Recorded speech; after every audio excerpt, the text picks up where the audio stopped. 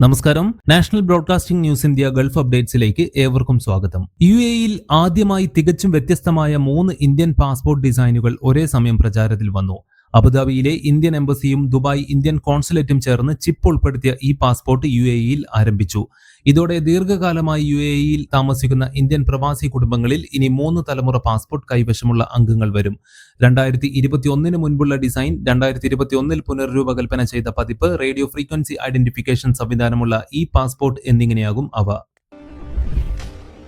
Traffic നിയമങ്ങൾ ആവർത്തിച്ച് ലംഘിക്കുന്ന വാഹനമോടിക്കുന്നവർക്ക് കടുത്ത ശിക്ഷയുമായി അബുദാബി പോലീസ്. നിശ്ചിത പരിധിയിൽ കൂടുതൽ ട്രാഫിക് പോയിന്റുകൾ ലഭിച്ചാൽ പ്രൊബേഷണറി ഡ്രൈവിംഗ് ലൈസൻസ് റദ്ദാക്കുമെന്ന് അധികൃതർ വ്യക്തമാക്കി. അബുദാബി പോലീസിന്റെ സേഫ്റ്റി ആൻഡ് സെക്യൂരിറ്റി പരിപാടിയിലൂടെയാണ് പുതിയ ട്രാഫിക് നിയമങ്ങളെക്കുറിച്ച് കൂടുതൽ വിവരങ്ങൾ പുറത്തുവിട്ടത്. ട്രാഫിക് പോയിന്റ് പ്രോഗ്രാം വകുപ്പിലെ ലഫ്റ്റനന്റ് കേണൽ സയ്യിദ് കൽഫാൻ അൽ അക്ബിയാണ് ഇത് സംബന്ധിച്ച വിശദീകരണങ്ങൾ നൽകിയത്.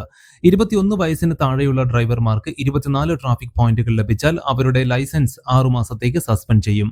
അല്ലെങ്കിൽ 2400 ദിർഹം പിഴയടച്ച് ഒരു ദിവസത്തെ പുനരധിവാസ കോഴ്സിൽ പങ്കെടുക്കാൻ ലൈസൻസ് തിരികെ ലഭിക്കും.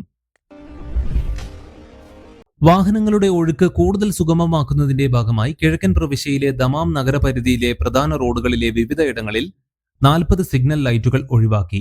പകരമായി വഴിതിരിച്ചുവിടുന്ന സംവിധാനങ്ങളും ഇതര അനുബന്ധ റോഡുകളിലേക്ക് ബന്ധപ്പെടുകയും ചെയ്യുന്ന ക്രമീകരണം അധികൃതർ നടപ്പിലാക്കി. റോഡിൽ സിഗ്നൽ ലൈറ്റുകൾ തെളിയുന്നതുവരെ കാത്തുകിടക്കുന്ന സമയനഷ്ടവും വാഹന നീക്കം തടസ്സപ്പെടുന്നതിനെ തുടർന്നുണ്ടാകുന്ന ഗതാഗത തിരക്ക് കുറയ്ക്കുന്നതും ലക്ഷ്യമിട്ടാണ് ഇത്തരം സംവിധാനം ഒരുക്കിയിരിക്കുന്നത്. UAE-യിലെ സന്നദ്ധ പ്രവർത്തകരുടെ എണ്ണം 6 ലക്ഷമായി വർദ്ധിപ്പിക്കുക എന്ന ലക്ഷ്യത്തോടെ ദുബായ് ഭരണാധികാരിയുടെ പുതിയ പദ്ധതിക്ക് തുടക്കം.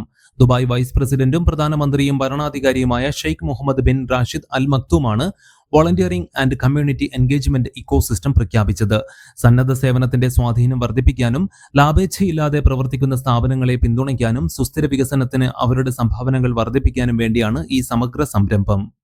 കൂടുതൽ വാർത്തകൾക്ക് വേണ്ടി കേൾക്കൂ national broadcasting news India updates.